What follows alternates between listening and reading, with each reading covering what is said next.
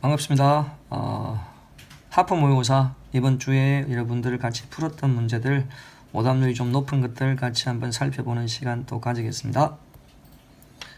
자, 첫 번째 단어의 쓰임인데 단어는 뭐 그냥 어휘적인 측면을 하면 아무래도 좀 정답률이 낮은 그런 경우가 좀 많은 편이거든요. 그래서 이제 보면 이게 보다가 내가 이런 부분을 좀 평소 때 알고 있었던 건데 좀 실수하는 것들은 좀 실수하지 않게 하고 또 몰랐던 건 또 한번 단어 어휘가 이런 게 있다는 걸 한번 확인을 해둘 필요가 있을 겁니다. 1번 보면 객지 생활을 오래 해서 몸이 많이 골았더라고 되어 있죠. 근데 이제 이거는 골타고 골다는데 골다가 우리 많이 쓰잖아. 잠잘 때 거친 숨길 콧구멍을 울려서 드르렁거리며 소리를 내다 해서 코골다 할 때 이런 건 좀 쓰는 거거든요. 그럼 골타는 이제 은근히 해를 입어서 골병이 들 때 이렇게 골타라고 한단 말이에요. 그러니까 이게 리얼 히읗을 써야 된다. 골다 밑에 걸 알기 때문에 아마 이거하고 좀 차이가 났다는 건 어느 정도 인지를 할 수 있을 것 같은데, 근데 아무래도 보다 보니까 발음을 그냥 그렇죠, 골타 하니까 뒤에 리얼이라고 생각하는데, 생각해 보면 골았다 하면 그치, 우리가 리얼이 히읗이 뒤에 모음을 만나면 히읗이 탈락해서 발음 때문에 좀 그렇게 잘못하고 있는 경우가 있을 수 있는 것 같아요. 그거 한번 참고해 놓고, 어린 나이에도 그런 집안일을 제법 잘 가누며 살았다. 여기서 이제 가누다라고 하면, 그러니까 우리가 몸을 바로 할 때 몸을 제대로 가누지 못한다, 그럴 때도 가누다를 쓰거든. 그것도 있는데 이제 이렇게 일 처리하는 것을 가누다를 잘 못 들어봤을 거예요. 그래서 보세요, 일을 돌보아서 잘 처리하다라고 되어 있잖아. 그러니까 몸을 잘 가누다 하는 거 할 때 바로 잡는 거잖아. 그럼 일도 그렇게 잘 가누다라고 하면 의상의 그쵸, 유사성은 분명히 있거든. 그런 의미로 이걸 쓸 수 있다고 생각하면 돼요. 근데 여기서 이제 가누다 외에도 가루다 이런 말은 있는데, 자리 따위를 함께 나란히 하거나 맞서서 견주다의 의미도 있는 단어가 가루다가 있는데, 이건 잘 안 쓰는 말이긴 하고, 세 번째는 뭐 담근질은 잘 못 들어봤을 거예요. 실제로 생활 속에 잘 쓰는 것도 아니니까. 근데 이제 담금질이라는 말을 많이 들어봤을 거예요. 고노리를 칠한 금속 재료를 물이나 기름 속에 담가 식히는 일이다. 그래서 우리가 뭐 대장간 같은데 고온으로 그쵸, 쇠를 갖다 달궈 가지고 그 다음에 물에 넣어 가지고 또 이렇게 또 치고 해서 그쵸, 담금질 한다고 하잖아요. 그렇죠. 그래서 우리 평소 생활 때도 그렇게 좀 강하게 단련하는 걸 담금질을 해야겠다 이런 표현을 쓰거든요. 이제 그런 담금질이 아닌 단근질은 불에 달군 쇠로 몸을 찢는 일. 우리가 고문 같은 거 할 때 이렇게 쇠로, 그쵸, 불에 달군 쇠로 찢으면 이렇게 우리 고통스러울 때 그때 그런 찢는 일을 단근질이라고 하는 표현이 있습니다. 여러분, 단근질 그렇게 하면 뭐 이렇게 뭐 보기만 해도 고통스러울 것 같은데, 그렇게 팍 찢고 그러면 모든 근육이 끊어질 때처럼 아프다 이렇게 해서 단근질 이렇게 한번 볼 때 한번 봐두는 정도. 그는 할아버지의 뜻을 쫓아 집안에서 정해준 여자와 결혼하기로 했다 할 때 쫓다는 남의 말이나 뜻을 따르다는 거야. 쫓다하고 쫓다는 실제로 행동하는 거야. 그래서 제가 이거 할 때는 뭐 이렇게 많이 하는데, 뭐 틀린 사람도 별로 없긴 하지만 치였다고 해서 앙지어도 이렇게 해서, 쫓다는 그냥 멈춰 있으니까 따르다고, 쫓다는 발이가 이러니까 쫓아간다, 행동 이렇게 해서 기억하라고 하는데, 뭐 정답률 보니까 뭐 틀린 사람은 별로 없는 것 같으니까 뭐 많이 알고 있는 것 같긴 합니다.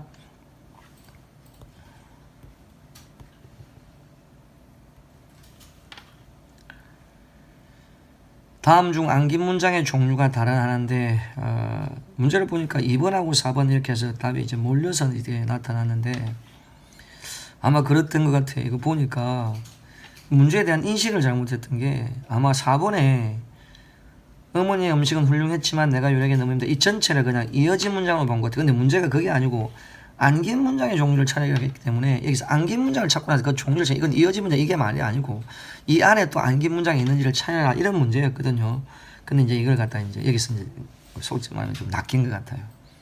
그냥 문장의 종류만 생각하는데 어느 순간 안긴 문장 이게 생각이 안 들고 그냥 이어진 문장과 안긴 문장 세 개, 이렇게 문제를 풀지 않았나 싶어요. 그럼 이제 보면, 그는 그가 거짓말을 했음을 알아차렸다면, 알아차렸다 주술관계 빼고 나면 그가 거짓말을 했다, 이게 뒤에 음을 붙여서 명사처럼 쓰이니까 이거는 아마 명사절 빨리 발견했겠죠. 그 다음에 그의 숨죽인 울음이 더욱 구슬프게 느껴졌다 이렇게 되어 있습니다. 여기 보면, 자, 느껴졌다, 무엇이 울음이 그렇게 느껴진 거야. 그러니까 울음이 느껴지고 구슬프게 느껴졌다면 이거는 부사절이 일단 하나 있고요. 됐나? 그럼 또 하나는 그의 숨죽인 울음하면 숨죽인 울음 수식하니까 여기서 관형절도 하나 있어요. 근데 거기 밑에 가면 훗날 그가 내린 결정이 모두 옳았음을 알게 되었다. 여기서 알게 되었다고 써주죠. 알게 되었다의 주어는 여기 생략되어 있습니다. 뭐 우리가 알게 되었다. 거기다가 그가 내린 결정이 모두 옳았다 할 때 결정이 모두 옳았다 할 때 뒤에 음이 붙였잖아. 그럼 이거는 명사절이죠. 근데 그가 내린 결정하면 또 관형절도 있어요. 알겠나? 근데 이놈은 명사절 관형절 다 했죠. 근데 여기서 명사절이 있잖아. 그럼 이놈하고 공통점은 또 그 관형절이 공통점이 있지만 여기서 이것까지 보면 확실하게 답이 나옵니다. 무슨 말이냐? 어머니의 훌륭한 음식은 훌륭했다. 왜? 너무 어렵다. 뭐가 어려우냐? 내가 요리하기가 어렵다죠. 그럼 내가 요리하다 해서 키가 붙어서 이게 명사절이 돼요. 여기는 명사절이 있어요. 그럼 공통점은 결국 뭐야? 명사절 3개. 여기는 명사절이 없으니까 답을 2번으로 하는 거죠. 선생님 여기 관형절 2개가 있는데요. 그러면 이 나머지는 관형절이 없잖아요. 그러니까 이거 명사절로 3개로 맞춰서야 되는 거죠. 상대적으로 문제를 풀어야 되는 그런 문제였습니다.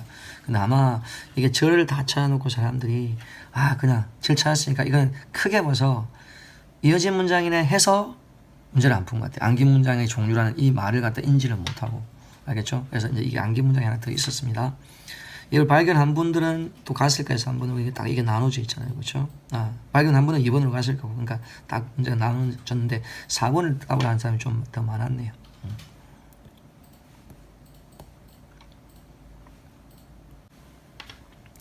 자, 다음은 품사 묻는 문제인데 일단 이제 위에 있는 이 최소한이라는 단어가 여기 보면 최소한 걸린다 해서 뒤에 걸린다는 수식어 하잖아. 그러면 이제 이게 부사거든요. 근데 여러분 조심할 게 이 최소한은 최소하다 이런 말이 없고 그냥 최소한 자체예요. 그러니까 최소한 자체가 걸린다는 수식어가 부사가 되거든요. 그렇죠? 근데 이거 한번 보세요.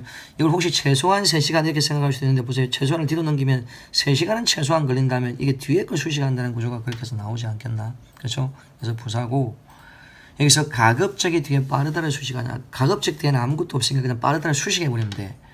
빠르다는 형용사니까 용어니까 용언 수식하면 이거는 또 부사가 되죠. 그러니까 의외로 쉽게 문제의 답이 나오긴 하는데 여기 인간적은 뒤에 어리를 수식해. 이거하고 좀 다르잖아. 이건 빠르다 수식하고 이거는 어리를 수식하니까 이거는 관형사가 됩니다. 이제 공부하는 사람들은 적이 나오면 뒤에 수식하는 게 뭐에 따라서 이게 부사냐 관형사냐 이렇게 인지를 할 수 있을 거예요. 또 그거 외에도 인간적인 이러면 이런 경우는 이렇게 이다가 막혀있기 때문에 뒤에 조사가 막혀 있으면 또 적이 나오면 명사거든요. 그래서 그런 것들은 이제 구분을 해둘 필요가 있고 그 다음에 최대한으로 할 때 최대한이 나오잖아. 이것도 최대하다가 아니잖아. 그럼 뒤에 으로라는 조사가 붙어 있으니까 이놈도 수식을 못하는 구조니까 명사가 될 거고. 근데 이제 마지막 4번은요. 가능하다면 가능하다가 나오잖아. 그렇죠? 그럼 이거는 가능하다라는 형용사로 봐야 되는 거죠. 이건 활용이 일어나니까. 이건 활용이 일어나는 단어가 아니고요. 알겠나? 그렇게 해서 좀 주의를 하는 게 좋지 않을까 싶습니다. 이것도 한번 보세요. 정답이 1번인데 3번은 답이 하나도 없잖아. 근데 이거 좀 이런 건 기본적으로 조사 붙으면 이게 수식 못하는 걸 아니까. 그럼 2번, 4번에 좀 깔렸단 말이에요.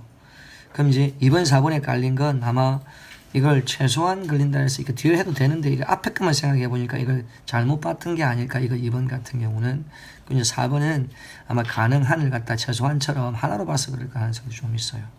알겠죠? 이거는 활용이 안 되지만 이건 활용이 되는 단어다. 알겠죠? 그런 부분에 좀 주의를 하십시오.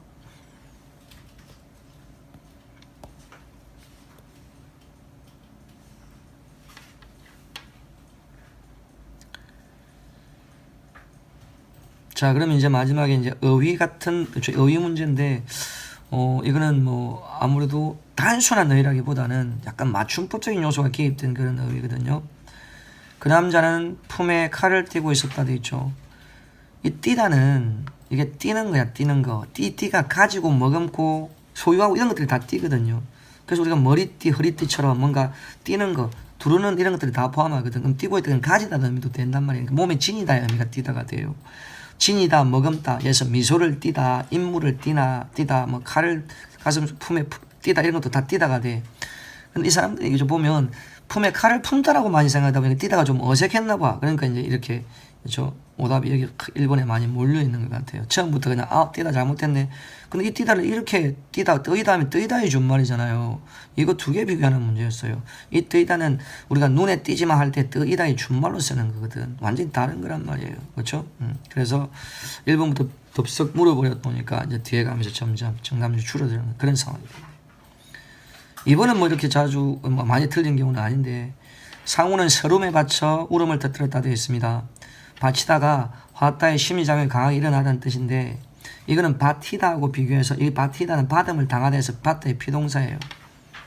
그러니까 뭐 소에 받쳤다 이럴 때 이걸 쓰는 거거든. 알겠나? 근데 이 받치다는 뭔가 강하게 그 작용이 일어나대 그 서름에 받치다 쓰고 뭐 우리가 뒤를 받치다 할 때도 이걸 쓰고 또 먹은 게 또 소화가 안 돼서 받치다 할 때도 이런 걸 쓰고 이렇게 쓰는 사례가 좀 많은 편입니다. 이거하고 이제 비교를 정확하게 구분해 놓고 그럼 이제 3번이 여기서 답인데 아마 이걸 매기다를 잘 우리가 이구를 못하는 것 같은데 이 매기다는 우리가 뭐 평소 때 쓰는 거예요. 이렇게 쭉 뭐 값을 매기다, 뭐 점수 매기다 이럴 때 다 이 매기다 쓰거든. 근데 이 매기다의 이 뜻을 잘 모르니까 보통 이제 화살 같은 게 있으면 화살에 이렇게 하면 이게 실이 있고 뒤에 홈이 있잖아요. 이렇게 끼워야 되니까 끼워가지고 이렇게 탁 걸어가지고 쏠 때 이렇게 탁 끌고 이렇게 걸 수 있게 홈에 넣는 거 있잖아. 그걸 화살 시위에 매기다라고 하거든. 물리는 거예요.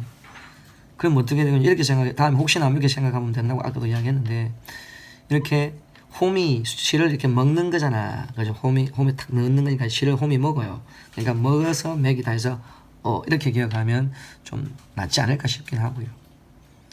4번은 박이다와 박히다가 나오는데 이거는 시험에 한 2번, 3번 정도 나왔나 해서 이렇게 공부를 좀 한 분들은 알 수는 있을 거예요. 이걸 박이다라고 써야지 박히다라고 쓰면 안 되는 게 박히다는 박대 히 피동이에요. 그러니까 예를 들어서 뭐 못을 이렇게 책상에 박았다 치면 못이 책상에 박혀있다 할 때 박힘을 당하다는 뜻이거든. 그럼 이 박이다는 이렇게 버릇 생각 태도 따위가 깊이 배다. 이게 자연스럽게 배는 형태를 박이다라고 하고 누가 박아놓은 거 당할 때 박히다라고 하는 거예요.